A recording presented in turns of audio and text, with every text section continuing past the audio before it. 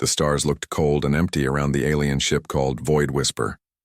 Commander Zeltar stood on his bridge and watched the blue planet grow larger on his screen. His long fingers tapped against his command chair as he studied the third world from the yellow star. "Another easy target," he said to his second officer, Vexara. She nodded and checked her instruments. The readings showed a simple world with basic technology. Nothing they had not seen before. Zeltar had done this 47 times. 47 worlds had fallen to the Zephyrian ships. Some fought back with primitive weapons. Others surrendered right away. It did not matter. The result was always the same. "How many ships do you think we will need?" Vexara asked.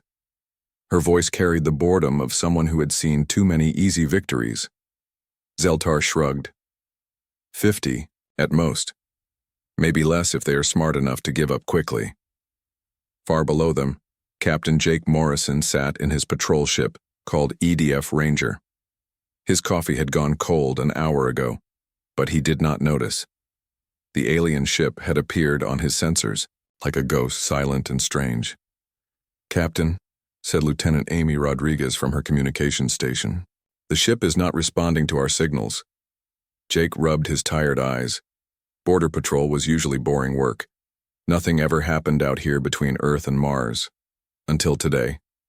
"Keep trying, Amy. Use all the standard greeting codes." Amy's fingers moved across her control panel. She sent messages in dozens of Earth languages, then tried mathematical patterns and music. Finally, a response came back. The alien voice was cold and mechanical when it spoke through their speakers.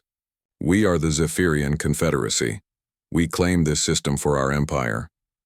Jake felt his stomach drop. This was what Earth had feared for decades. First contact with hostile aliens. "Patch me through to Luna Command," he ordered. Admiral Kate Sullivan received the emergency call while she was drinking her morning tea. The hot liquid burned her tongue as Jake's report came through the speakers in her office. "Confirmed alien contact, Admiral. They say they want to claim our system." Kate set down her cup and activated the emergency protocols. Red lights began, flashing throughout Luna Command. Within minutes, her best people were running toward the command center. "Send out the diplomatic ship," she ordered. "Standard first contact rules. We talk before we fight." Dr. Peter Clark had been studying alien life for 20 years. He had never expected to meet any. Now he sat in the diplomatic ship next to Colonel Ryan Baker, watching the strange alien vessel grow larger through their window. "Remember," Ryan said quietly, "we are supposed to look weak but not helpless. Curious but not threatening." Peter nodded. His hands were shaking slightly. This moment would change everything for humanity. The meeting took place in empty space between the two ships. The alien shuttle was sleek and dark. When the airlock opened, two tall figures stepped out. Commander Zeltar was 7 feet tall with gray skin and forearms. His eyes were large and black like a shark's eyes. Vexara looked similar but smaller. "I am Commander Zeltar of the Zephyrian Confederacy," he said. His voice came through a translation device. "You will speak for your species," Peter tried to stay calm. "I am Dr. Peter Clark. This is Colonel Ryan Baker. We represent Earth." Zeltar laughed. It was not a pleasant sound. "Earth. One small world with one small species. We have conquered 47 worlds like yours." Ryan stepped forward. "What do you want from us?" "Simple," Zeltar said. He activated a small device that projected images into the air. The images showed burning cities and fleeing people. "Submit to Confederacy rule. Pay tribute. Serve our empire. Or die." Peter felt sick looking at the images. "What if we refuse?" Vexara spoke for the first time. "Then we destroy your world and take what we want from the ruins." The aliens showed more images. Their ships destroying planets, their armies marching through alien cities. Millions of different species all kneeling before Zephyrian commanders. "You have 72 hours to decide," Zeltar said. "Surrender or face our fleet." After the aliens left, Peter and Ryan sat in silence for a long time. Finally, Ryan activated his communication system. "Luna Command, this is Baker. They want us to surrender or they will attack. Admiral Kate's voice came back immediately. How many ships do they have? They did not say, but they seemed very confident. Back on the Void Whisper, Zeltar was already planning the conquest.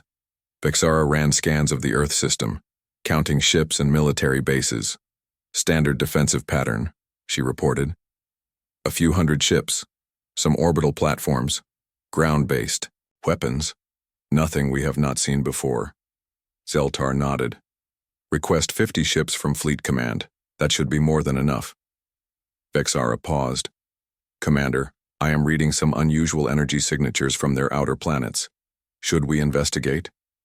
Zeltar waved his hand dismissively.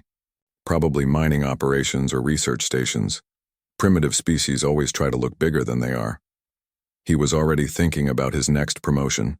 48 conquered worlds would look good on his record. On Earth, Admiral Kate called. An emergency meeting. The room filled with Earth's top military leaders. General Steve Patterson sat across from her, his face grim. How much do we show them? Kate asked. Steve smiled for the first time that day. Just enough to make them think twice.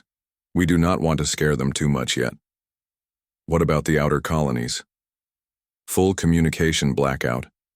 As far as these aliens know, we are just one small planet with a few million people. Kate nodded. And our real numbers? Steve's smile grew wider. 43 billion humans across 200 worlds, the largest military force in known space. Then let us see how surprised these aliens can get. The countdown had begun. 72 hours until the Zephyrians learned that they had made the biggest mistake in their empire's history. They thought they were hunting sheep. They had found wolves instead. Commander Zeltar ordered his ship to begin deep scans of the Earth system. He wanted to know exactly what they were dealing with before his fleet arrived. The process would take several hours, but it was always worth doing. Start with their military installations, he told Vexara. I want to know how many ships they have and where they keep them. Vexara activated the scanning systems. Invisible beams of energy swept across space, reaching toward Earth and its nearby planets. The scans would show everything: ship counts, weapon systems, population centers, industrial capacity. On Earth, Major Lisa Bennett sat in her command center deep inside a mountain.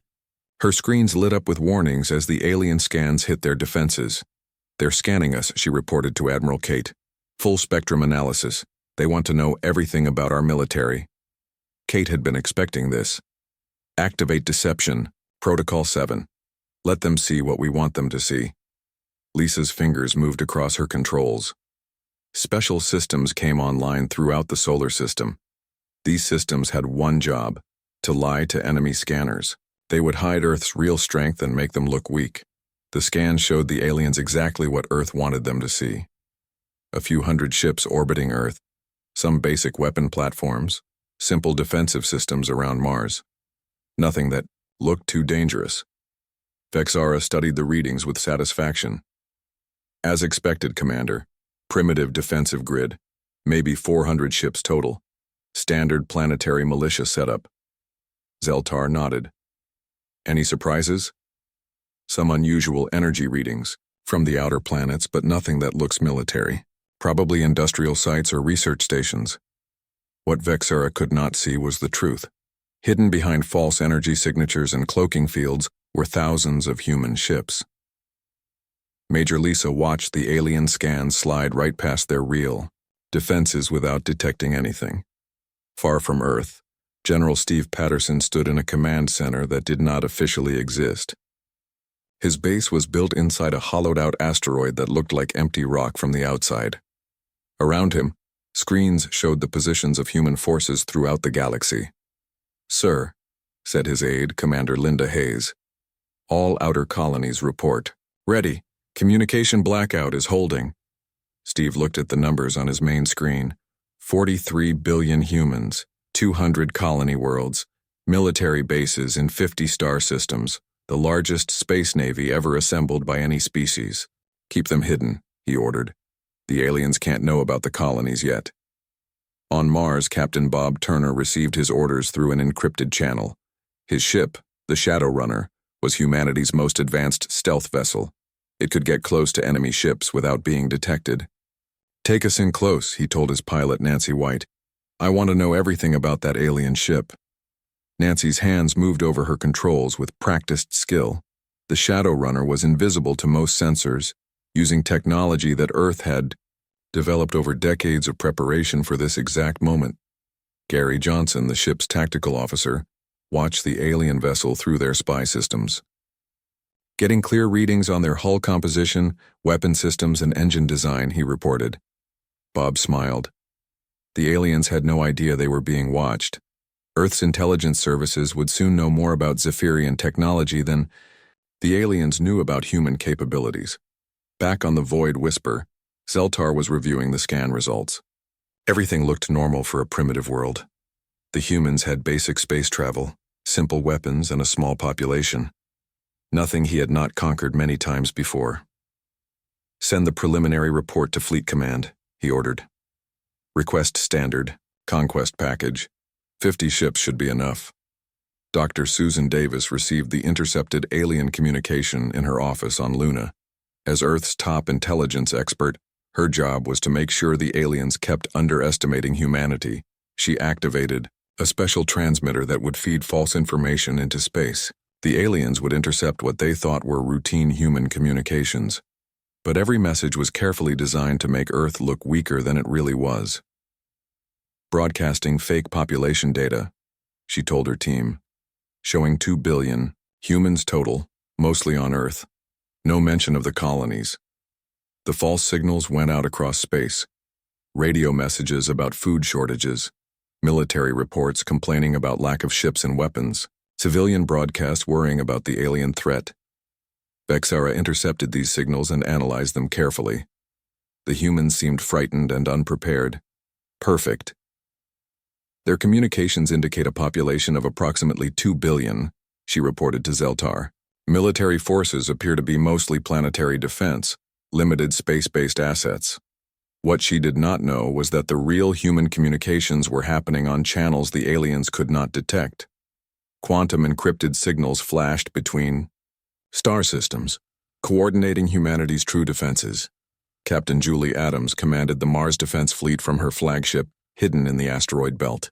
Her 2,000 ships waited silently, their engines cold and their weapons powered down. To alien scanners, they looked like floating rocks. "How long do we maintain the deception?" asked her second officer, Rick Thompson. Julie checked her orders. "Until they bring their fleet. Then we show them what humans really look like when we're ready for war." On Europa, Colonel Frank Miller watched ice miners go about their daily work. But these were not ordinary miners. Each one was a trained soldier, and their mining equipment could be converted to weapons in minutes. The entire moon was one giant military base disguised as a research station. "Sir," said his communications officer, "Earth Command wants to know our readiness status." Frank looked out at the ice fields where thousands of hidden weapon systems waited under the frozen surface. "Tell them Europa is ready. All defensive systems operational." The aliens continued their scans for hours, gathering what they thought was complete intelligence about human capabilities. They saw mining operations on the outer planets, research stations throughout the system, civilian ships moving between worlds. They did not see the weapons hidden in those mining ships. They missed the military bases disguised as research stations. They had no idea that every civilian ship could transform into a warship. Zeltar was pleased with the intelligence report. "Typical primitive species," he told Vexara. "They think a few hundred ships can protect them."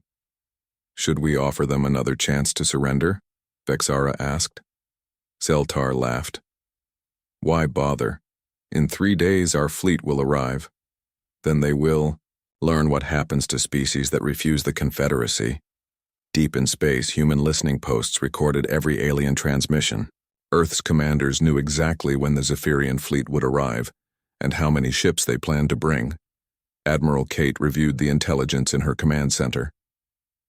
50 ships, she said to General Steve. "They think 50 ships can conquer us." Steve shook his head in amazement. "They have no idea what they're walking into. When do we start showing them the truth?" Steve checked the countdown timer on his screen. 60 hours until the alien fleet arrived. 60 hours until the Zephyrians learned that they had made the worst mistake in their empire's history. "We let them come," he said. "We let them see our first layer of defenses. Then we show them just how wrong they've been about humanity." The intelligence gathering phase was complete. Both sides thought they knew what they were facing. Only one of them was right. The 72 hours passed slowly. Commander Zeltar sat in his command chair waiting for the humans to send their surrender message. He had seen this pattern many times before. First, the species would argue among themselves. Then they would realize they had no choice. Finally, they would beg for mercy. But the message that came from Earth was not what he expected. "Commander Zeltar," said the human voice through his communication system. "This is Admiral Kate Sullivan of Earth Defense Command. We reject your demand for surrender. Instead, we offer you one chance to leave our space peacefully." Zeltar stared at his screen in disbelief. Then he began to laugh. The sound echoed through his bridge, and his crew joined in. Even primitive species usually showed more sense than this. "Did they really just threaten us?" asked Vexara, wiping tears from her large black eyes. "It seems they did," Zeltar replied. "Send the signal to Fleet Command. Tell them to bring the Conquest Fleet immediately. 50 ships should teach these humans about reality." What Zeltar did not know was that Admiral Tony Martinez had been waiting for this moment his entire career. Deep in the command center on Luna, he looked at General Steve Patterson and nodded. "Show them Layer 1, Steve said quietly. Tony's fingers moved across his control panel.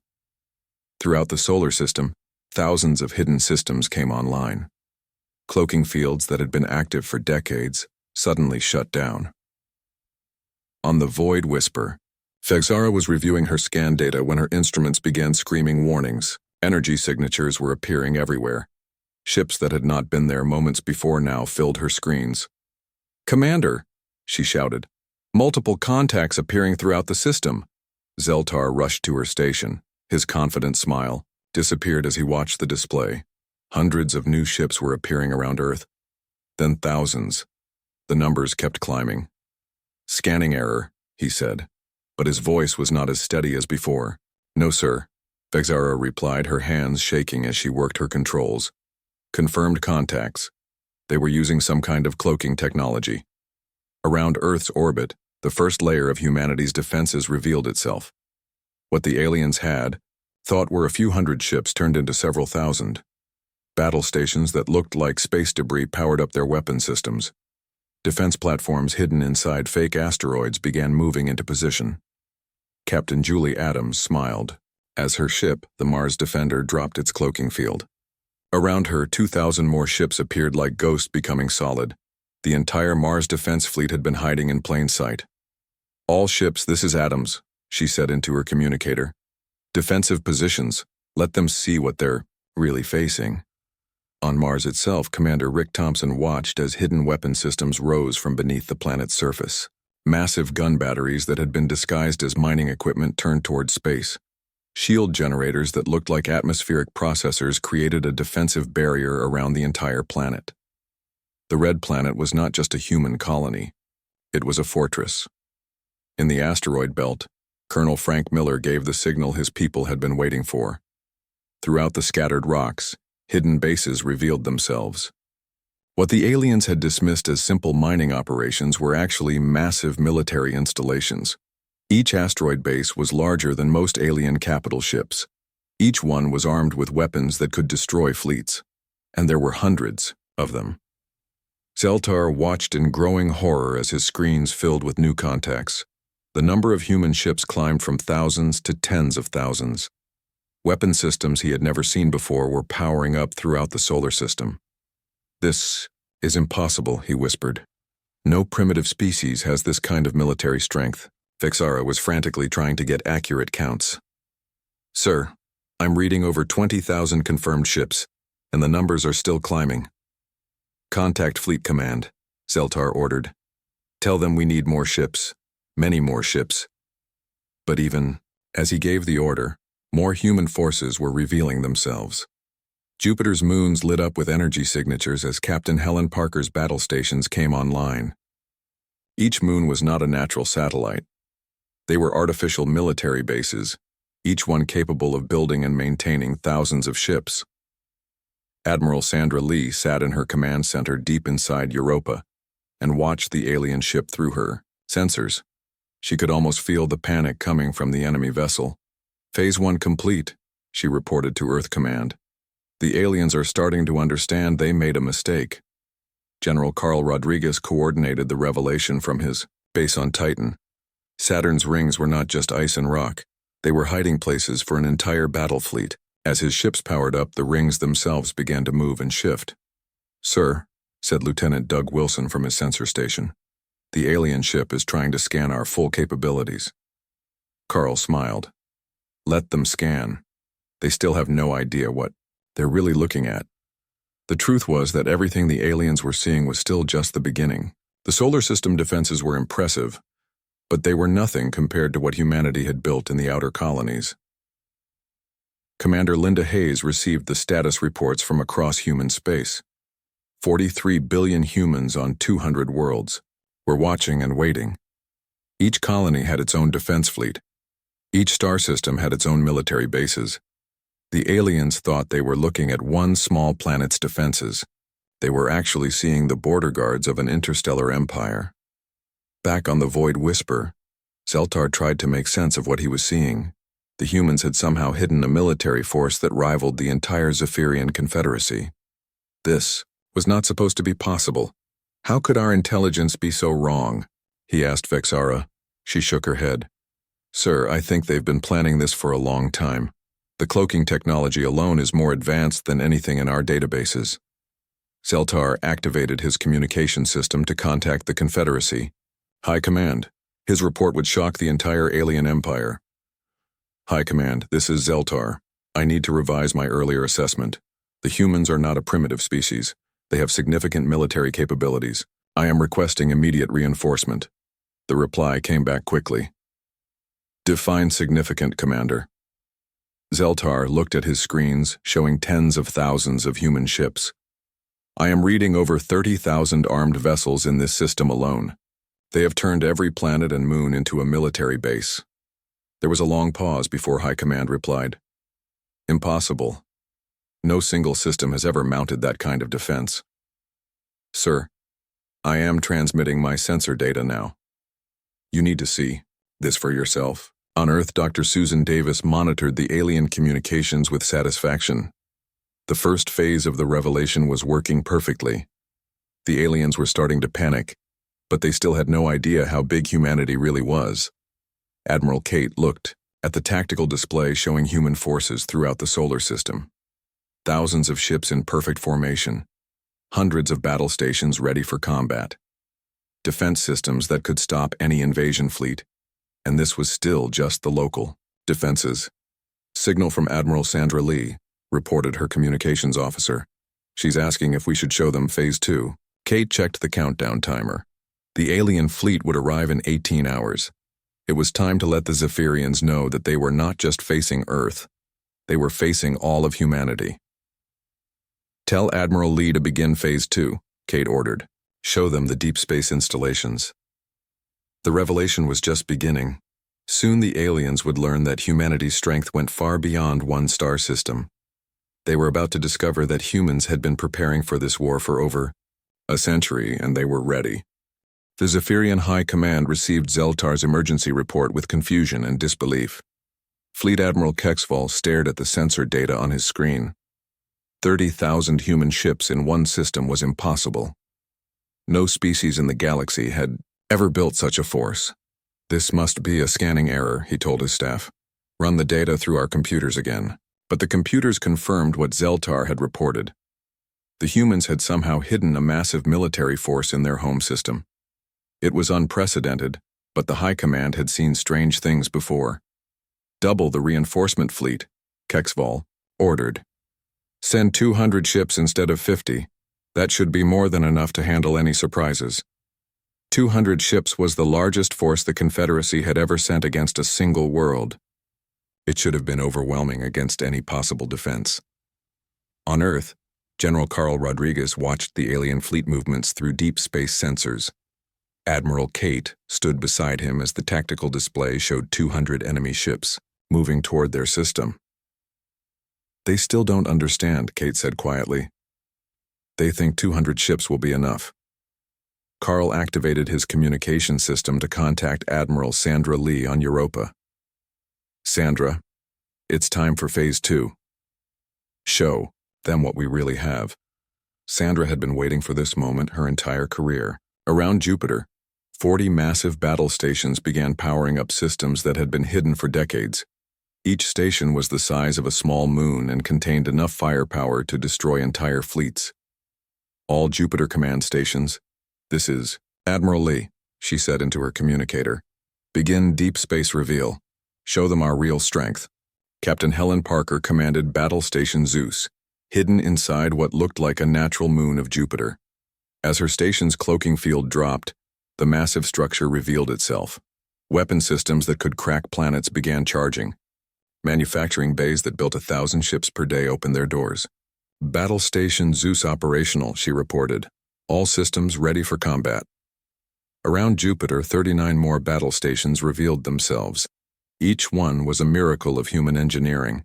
Each one could stand against an entire alien fleet by itself. But that was only the beginning. Commander Doug Wilson sat in Deep Space Monitor Station Alpha, positioned between Jupiter and Saturn. His station looked like empty space to most sensors, but it was actually a massive command center coordinating defenses across multiple star systems.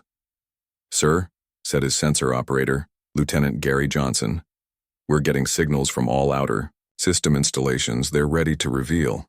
Doug nodded. "Send the authorization codes. Let them see what humanity built in the dark." Throughout the outer solar system, installations that had been invisible for decades began appearing on sensors. What the aliens had thought was empty space was actually filled with human military bases, hidden shipyards, secret weapon testing facilities, command centers that coordinated fleets across the galaxy. On the Void Whisper, Vexara watched her, screens fill with impossible readings. The number of human installations was climbing past anything in Confederacy records. Each new contact was larger and more heavily armed than the last. "Sir," she said to Zeltar, her voice barely above a whisper, "I'm reading massive installations throughout their outer system. The energy signatures are off our measurement scales." Zeltar felt fear creeping into his mind for the first time in his career. "How many installations?"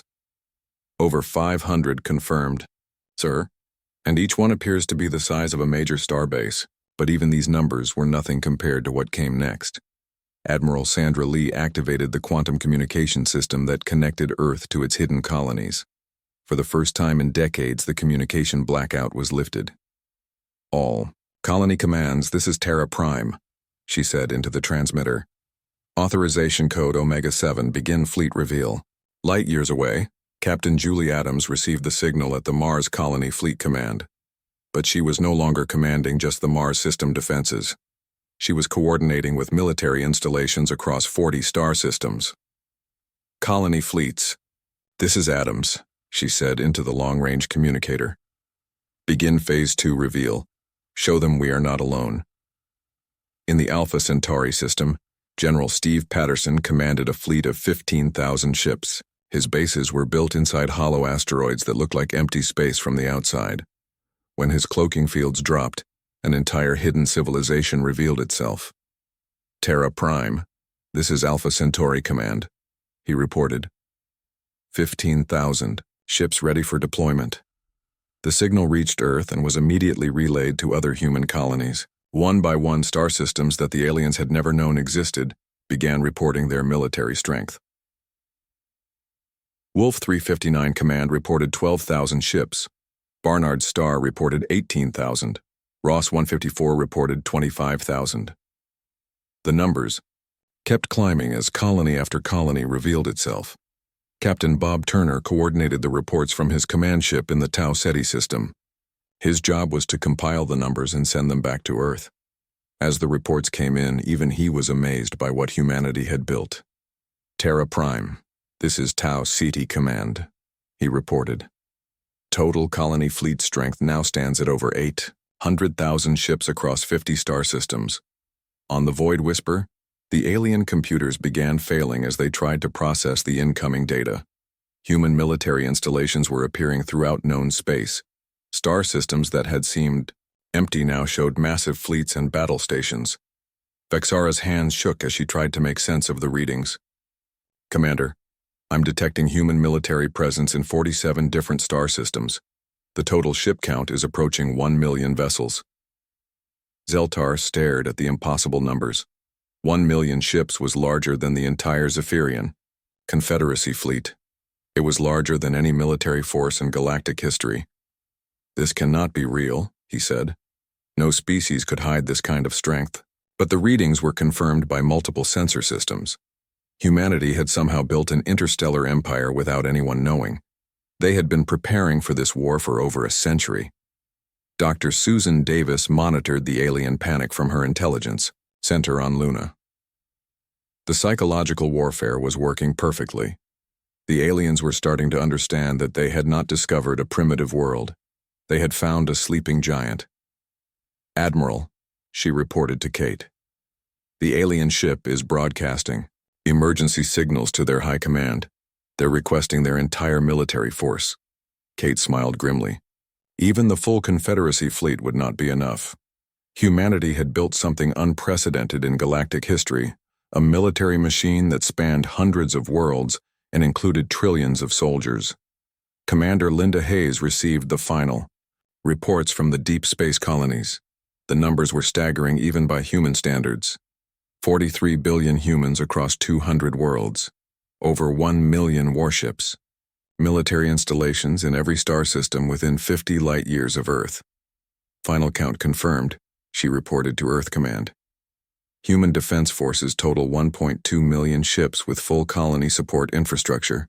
Admiral Tony Martinez looked at the strategic display showing the scope of human civilization. Red dots marked every human colony. Blue lines showed the defensive networks connecting them. Green markers indicated the positions of fleet commands. It looked like a spider web stretching across the galaxy, and Earth sat at the center, coordinating it all. Send the message to the alien fleet, he ordered. Tell them what they're really facing. The message went out on all frequencies. It was simple and direct, delivered in perfect Zephyrian language, by Dr. Peter Clark. Commander Zeltar, this is Earth Defense Command. What you are seeing represents less than 1% of humanity's total military capability. We are not one small world. We are an interstellar civilization with colonies across the galaxy.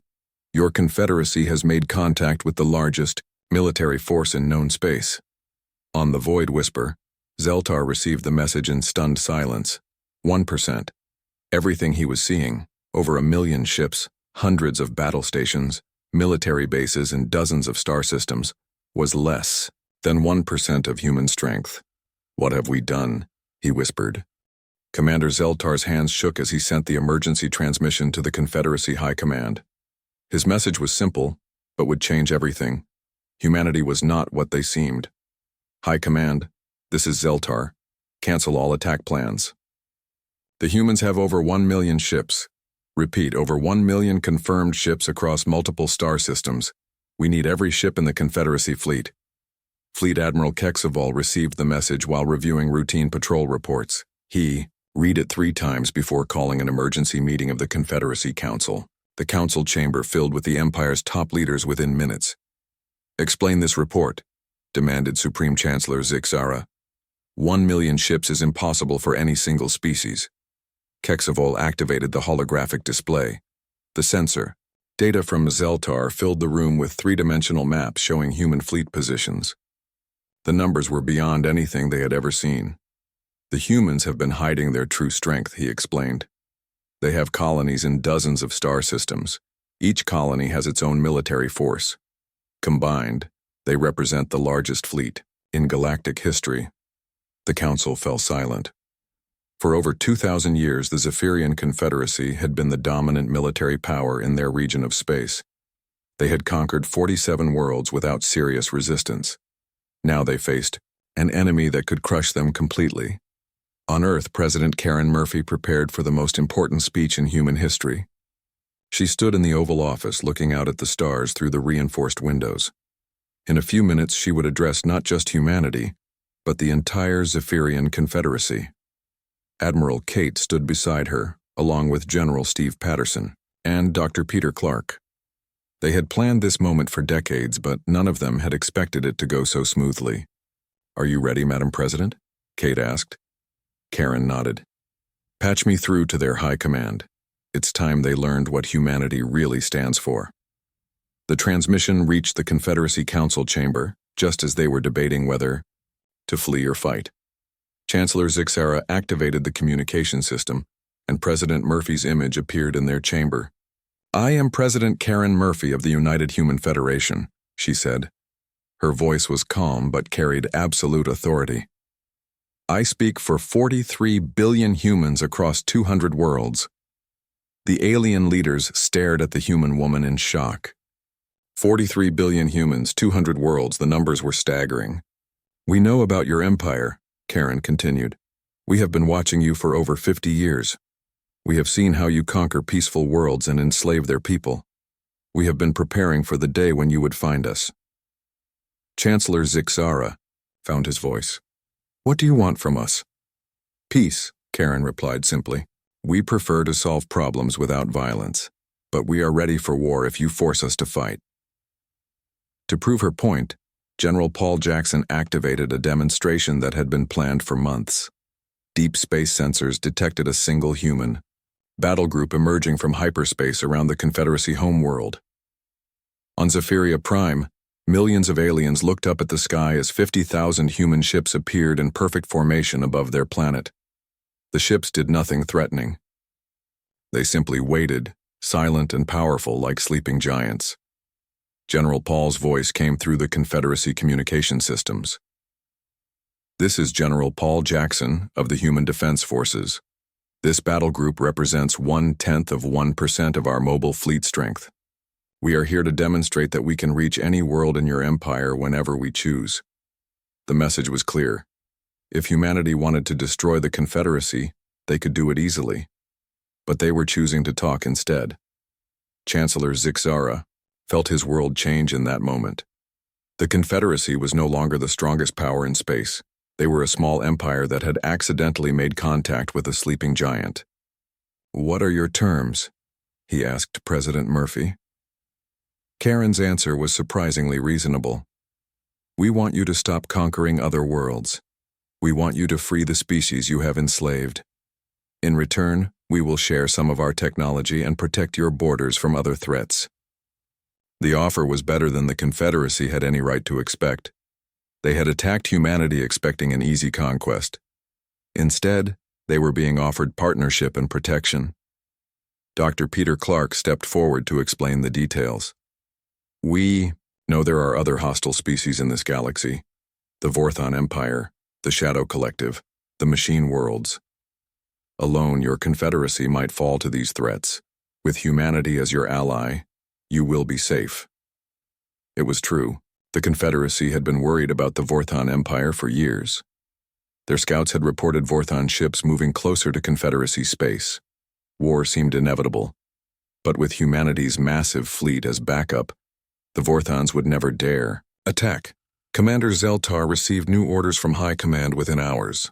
Instead of conquering Earth, he was being assigned as humanity's first diplomatic liaison.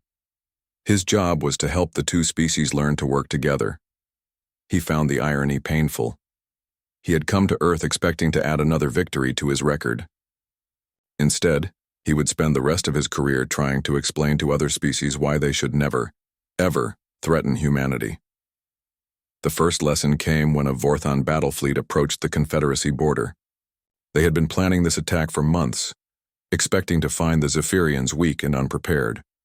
Instead, they found a combined human-Zephyrian fleet waiting for them.